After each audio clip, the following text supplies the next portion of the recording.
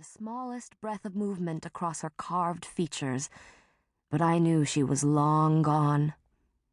She had tried to close her eyes at the end, and her lashes almost rested against smooth, unlined cheeks, the exact color of Gulf sand. There were no tracks of tears streaking her perfect skin, and her lips were even slightly parted in the semblance of a half smile, a secret crescent moon of understanding, as if she knew something I didn't.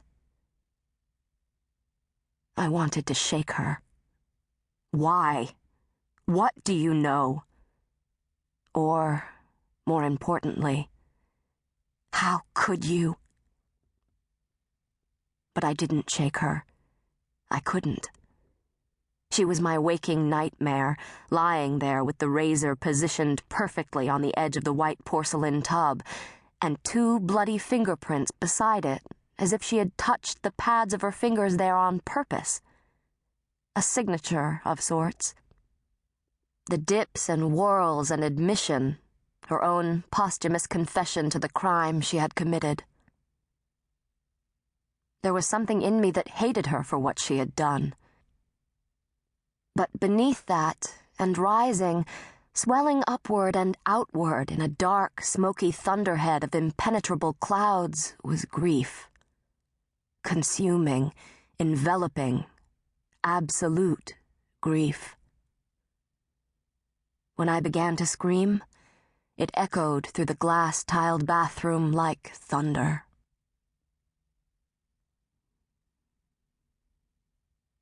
Chapter 1.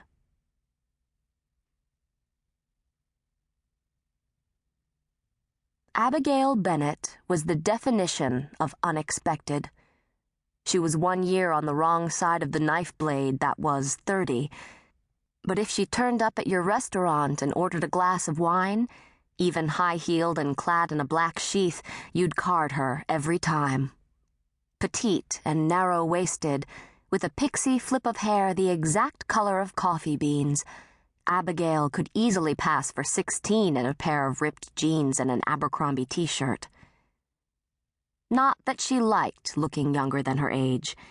In fact, most of the time, Abigail hated the constant reminders that no matter what she did or where she went, she would not be taken seriously. This explained the harsh line of bobby pins that held her wayward hair out of her face, as if the severity of it could add years. It also explained the almost dowdy clothes, the earth-toned makeup, and the hard, thin line of a mouth that could have been very beautiful. Once people got past the fact that she wasn't a teenager, Abigail looked very much like the ideal kindergarten teacher. Her stature and dress were the opposite of intimidating, yet there was a spark in her dark eyes, as if from time to time a match was struck behind the velvety chocolate of her corneas. These eyes could freeze hell over with a well-timed look, a piercing arrow of unmistakable meaning. But there was also a hint of tenderness in Abigail that translated into quiet strength when paired with the sharp edges that were inevitably unveiled before anyone had a chance to form a false opinion of her. But then again, maybe it was all a facade. She didn't let people get close enough to find out. In reality, Abigail was not a kindergarten teacher, nor could she remember a phase in her life when she ever wanted to be one. She was an accountant. Numbers were stable, unchanging, and, best of all, incapable of being mysterious or of forcing people to act and think and feel in ways that they would not normally act and think and feel. Numbers were predictable.